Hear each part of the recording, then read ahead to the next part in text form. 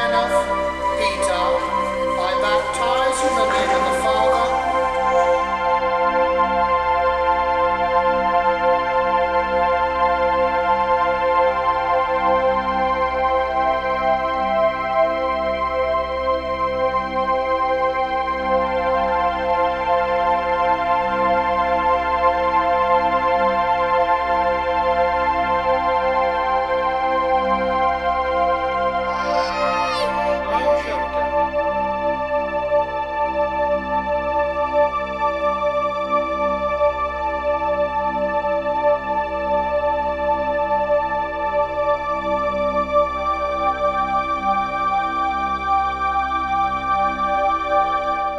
That's a comment. Actually, the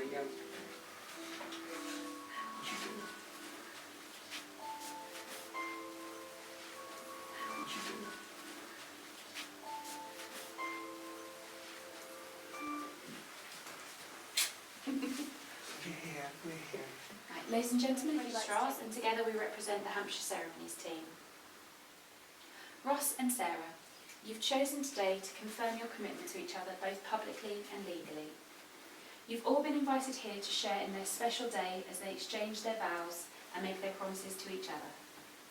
Before we commence the ceremony, I must ask you both to state your full names. So, groom first.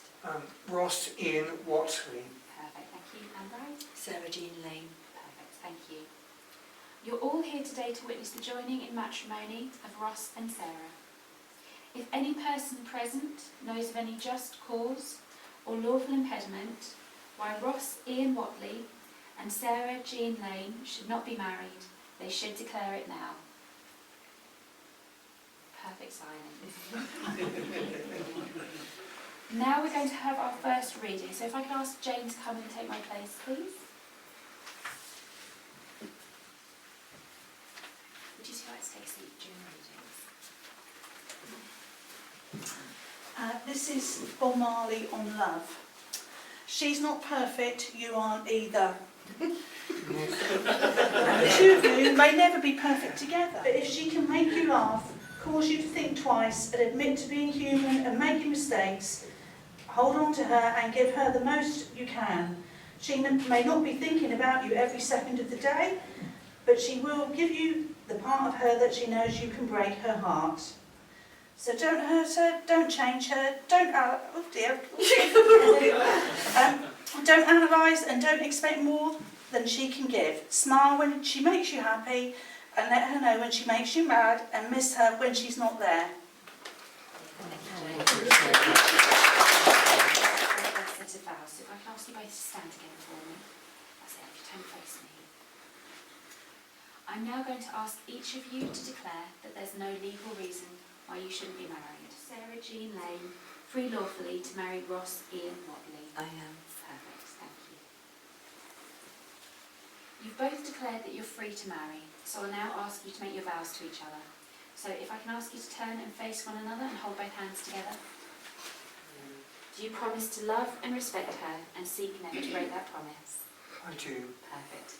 Please repeat after me. I call upon These persons here present to witness that I, Ross Ian Whatley, do take thee, Sarah Jean Lane, to be my lawful wedded wife. Perfect. I promise to care for you, above all others, to give you my love, support and comfort, throughout our lives together. Perfect. Thank you, Ross. And Sarah, 2 questions for you. Do you, Sarah, take Ross to be your husband? I do. Do you promise to love and respect him and seek never to break that promise? I do. Perfect. Please repeat after me. I call upon these persons here present to witness that I, Sarah Jean Lane, do take thee, Ross Ian Whatley, to be my lawful wedded husband. Perfect. Please repeat after me. I promise to care for you, above all others, to give you my love, to give you my love, support and comfort support and comfort throughout our lives together. throughout our lives together. Perfect, thank you. It's now time for you to exchange your promises and rings. The wedding ring is an unbroken circle. It has no beginning and no end. It symbolises unending and everlasting love, and is an outward sign of the lifelong promises you're making to each other today. So if I could ask our ring bearer Kelvin to come and join us, please. That's it, thank you. And if you hold it out the ring box you have. Ross, if you take the ring that you have for Sarah, please. That's it, perfect. There we are. If you place it onto Sarah's ring finger. There we are, hold it there and repeat after me. I give you this ring I give you this ring as a token of our love as a token of our love and this promise we have made to each and other. this promise that we have made to each other. Wear this ring with happiness Wear this ring with happiness and pride, and pride, now and always. now and always. Perfect. So you place the ring onto her finger. There you go. Perfect fit. Thank you. And Sarah, if you take the ring that you have for Ross. Excellent. If you place that onto his ring finger for me. There we are. That's it. Hold it there and repeat after me. I give you this ring I give you this ring as a token of our love as a token of our love and this promise we have made to each other. and this promise we have made to each other. Wear this ring with happiness Wear this ring with happiness and pride, and pride, now and always. now and always. Perfect. You place it on his finger. You might have to get that off. a bit tough on you. It's a bit warm in here, isn't it? There we go. That's it. Another perfect fit. Thank you very much, Kelvin. And now we're going to have our sacred reading. So if I can ask. I'm getting emotional by watching this. The Fierce Dinosaur, a lovely story by Edward Moulton. The fierce dinosaur was trapped inside his cage of ice. Although it was cold, he was happy in there. It was, after all, his cage. Then along came the lovely other dinosaur. The lovely other dinosaur melted the dinosaur's cage with kind words and loving thoughts. I like this dinosaur, thought the lovely other dinosaur. Although he is fierce, he is also tender and he's funny. He's also quite clever, though I'll not tell him. Certainly not for now. I like this lovely other dinosaur, thought the dinosaur. She is beautiful and she is different, and she smells so nice. So, she is also a free spirit, which is a quality I much admire in the dinosaur. Is that right? Yeah. The free spirit, you know. But he can be so distant and so peculiar at times, thought the lovely other dinosaur. He is also overly fond of things. Are all dinosaurs so overly fond of things? But her mind skips from here to there so quickly, thought the dinosaur. She is also uncommonly keen on shopping. Are all lovely other dinosaurs so uncommonly keen on shopping? I will forgive his peculiarity and his concern for things, thought the lovely other dinosaur, for they are part of what makes him a richly charactered individual. I will forgive her skipping mine and her fondness for shopping, thought the dinosaur, for she fills our life with beautiful thoughts and wonderful surprises. Besides, I'm not unkeen on shopping either. Now the dinosaur and the lovely other dinosaur are old. Look at them! Yeah, look at them. Together they stand on the hill, telling each other stories and feeling the warmth of the sun on their backs. So this is the future then, this is okay. So how much know. That, my friends, is how it is with love. Let us all be dinosaurs and lovely other dinosaurs together.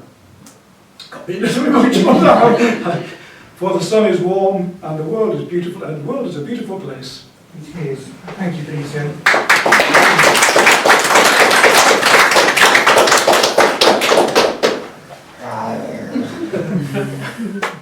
Marriage is the joining of two people, the union of two hearts. It lives on the love that you give to each other and never grows old, but thrives on the joy of each new day.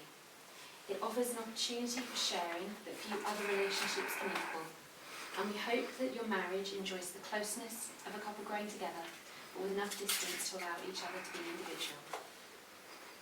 May you always be able to share your hopes and dreams, talk and confide in one another, share moments of quiet and peace, and remember often what brought you together. May you remain the greatest of friends, and above all, may you find a lifetime of happiness together. Ross and Sarah, you've both promised to love and care for each other.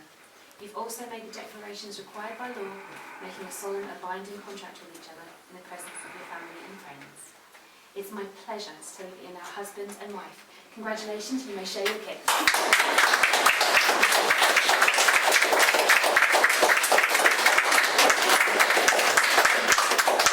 About time.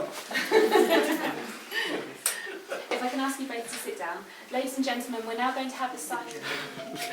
Pretending to sign. Pretending to sign. Look in the camera. Thank you, that's lovely. Yes, it is. That's a good photo. Yeah. Oh yeah, that'd be right.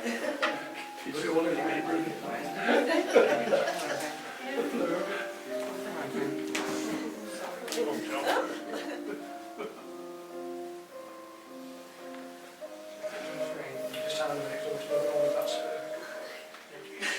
This is a very special document. Please take care of it, and most of you take care of each other. It's a beautiful document. Thank you very much.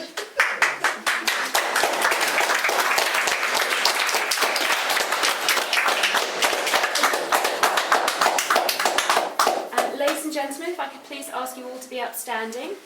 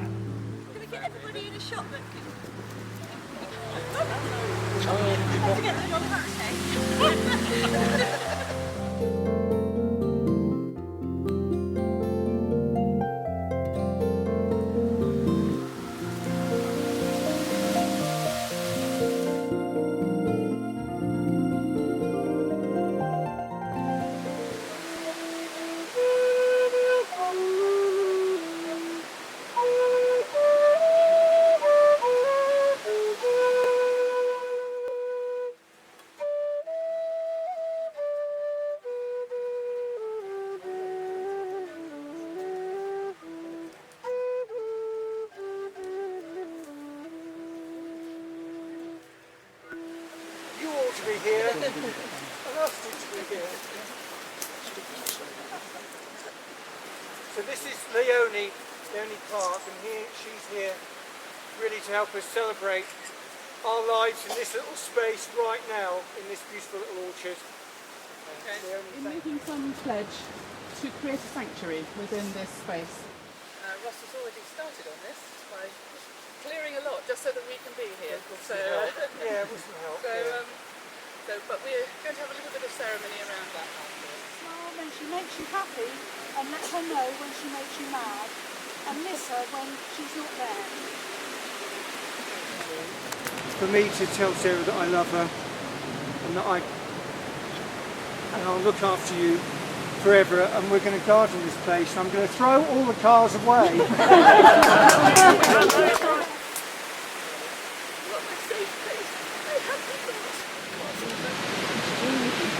We're going to go stream with you beneath the starry sky, or watching the hair on the hills. Yeah, watching the hares on the hills under the stars, as the stars come out. That's our favourite. That's our favourite animal, isn't it? The hares. It is. You may kiss the bride.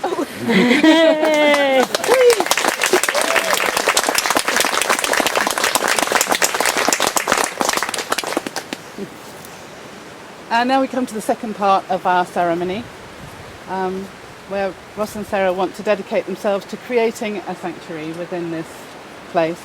Ross's family have lived on on this land for about 70 years. Yeah. Yeah. And yeah, it must be Horner's Farm, this patch. Yeah. yeah.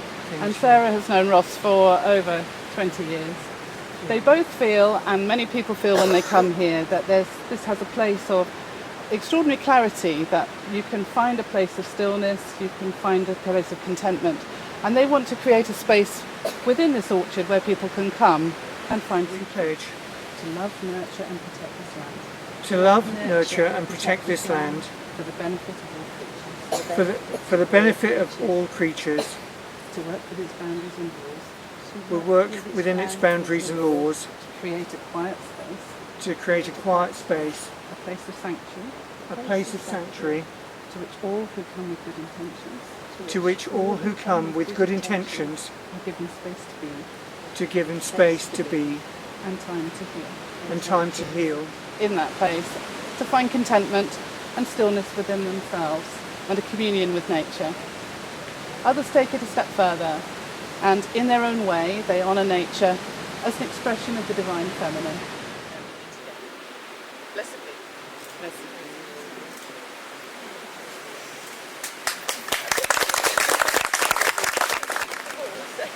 Yes, they're going to go first to the hall. No, it really would. That's it.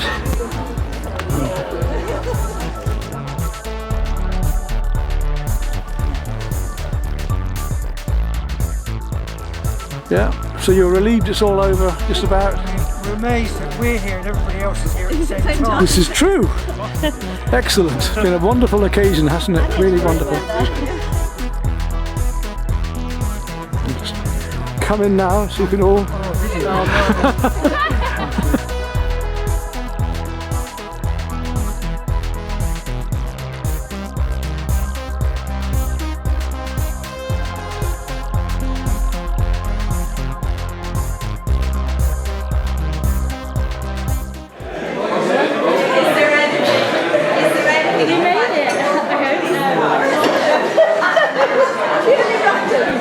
This is an airship pilot's dress from the Indian subcontinent from about maybe 8. Right, for those of you that haven't met me, I am the brother of the bride, Peter, and the bride is 10 years younger than me. So this is, I think, one of her most worrying moments, because I haven't let her read the speech. She's given me the honour tonight of not giving the brother of the bride's speech, but actually the father of the bride, because our father has now passed away, and I'm sure we'll be looking down on us now and hopefully enjoying this very much. But I don't want to let it get away with it totally, but actually my partner, Rosie, has read the speech, and the very part of it is saying quite normal for me. So Sarah's been a little bit safe, so I can't let that happen totally. I can go back to many, many years ago to many adventures we've had.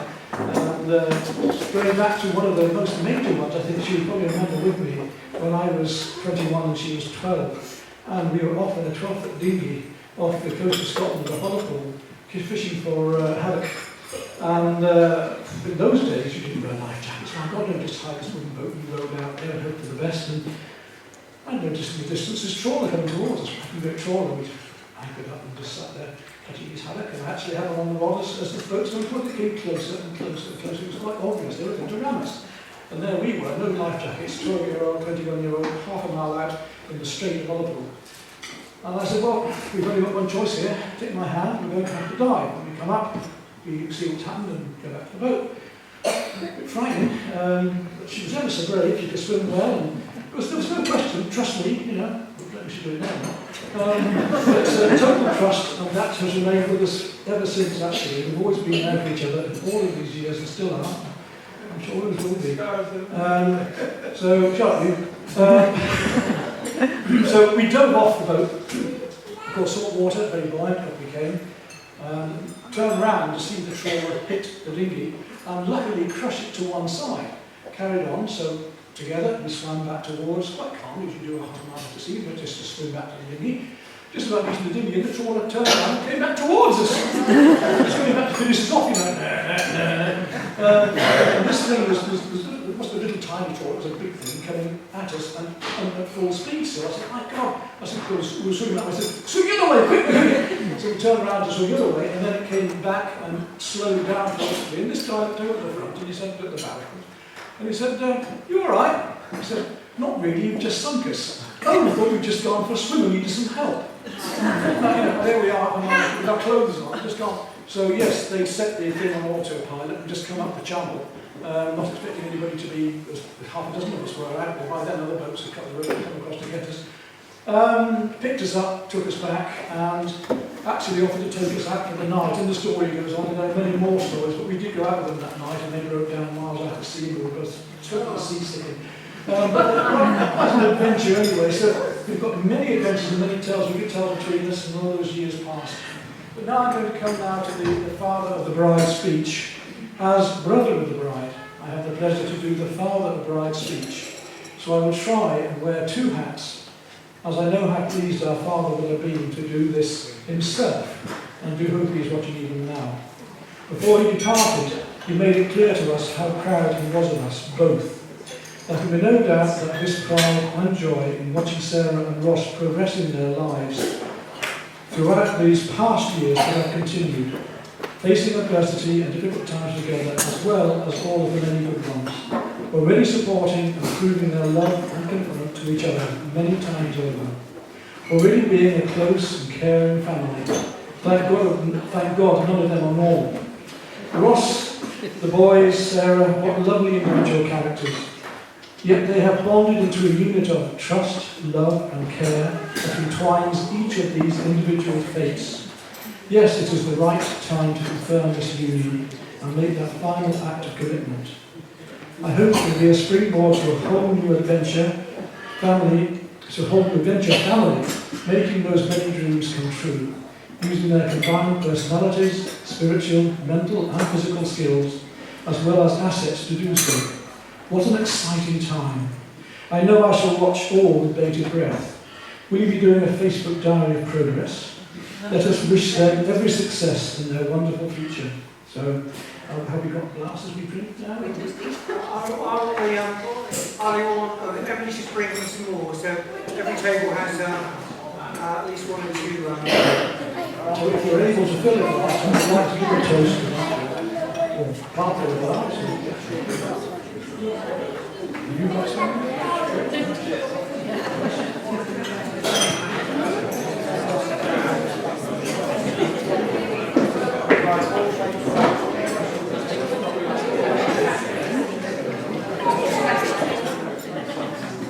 So, more definitely, certainly to Ross and Sarah, Sarah's family, boys, but I think to everybody here, very good health and everything else said. The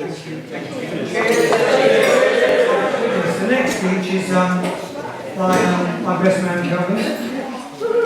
You've got your notes you've been revising. Before I start, just a quick thing. I've never done this before. I'm not going to give you a short speech at a seminar on dementia. My father's got dementia. So, my name's Calvin. Lord Calvin. And I'm the best man.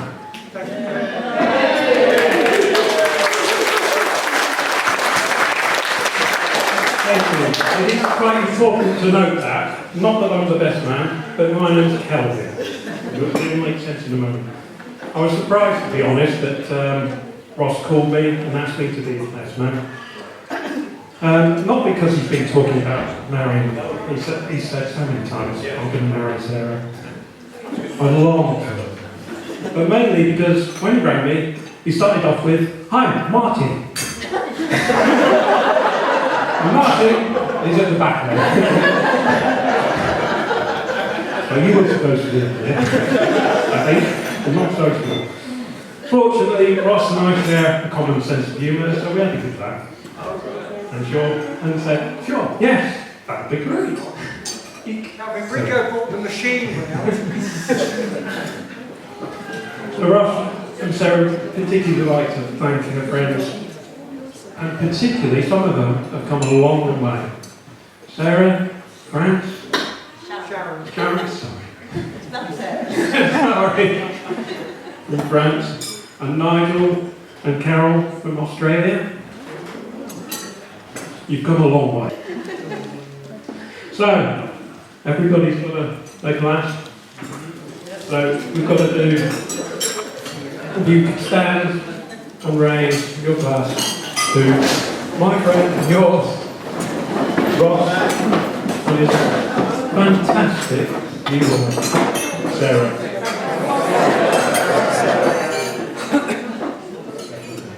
Thank you. Little UFO was a little brazen. Goodness me, Sarah, another karmic entity sitting in the middle of the living UFO. So Tricky and Michelle did that for us. So that's pretty impressive, I thought. An instant living flying saucer. So, okay then, that's it. Thank you guys. Thanks a lot. Let me know, because I'm going to tell you a story. Once upon a time, there was a land with a lot of cars on it. Very few of which actually went. And Ross, for love of a good lady, cleared that land and is still clearing it now. So I'm going to tell you about some of the people. Gary and Carol, I mean, people got together, the people got together and they helped that good man clear that land. And that, the love of those people will be in that donut. And she's herding people this morning, she's bagging tissues, she's pouring this wine, and she's just been amazing. I'd just like to add, without Amy, God knows what would have happened.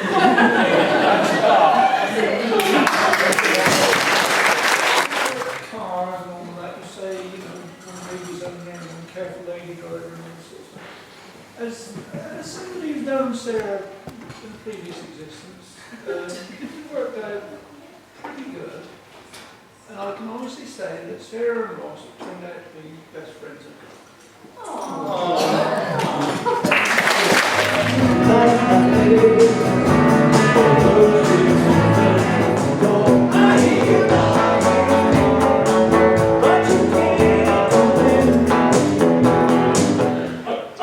This is quite a special one to me. Right. So we're going to practice. Now, I'm going to say Earl Grey, and you're going to say yes, please.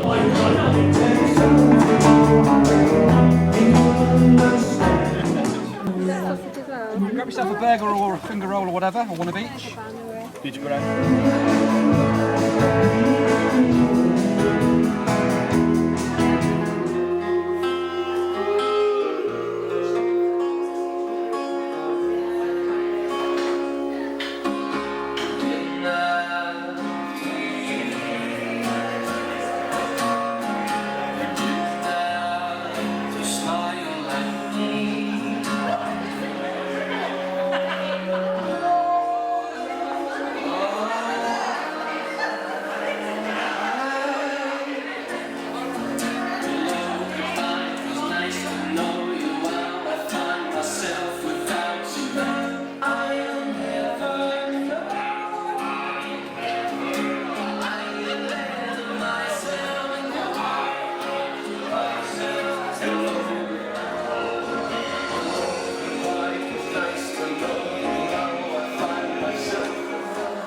Next one is for Rosie from Peter. And this next one.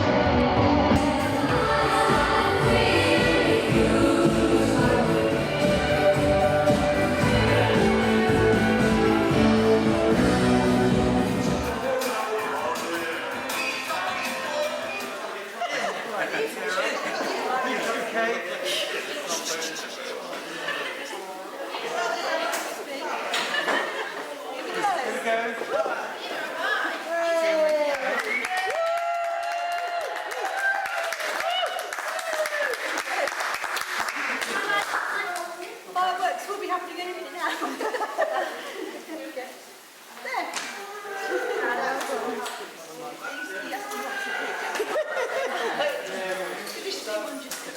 Very small.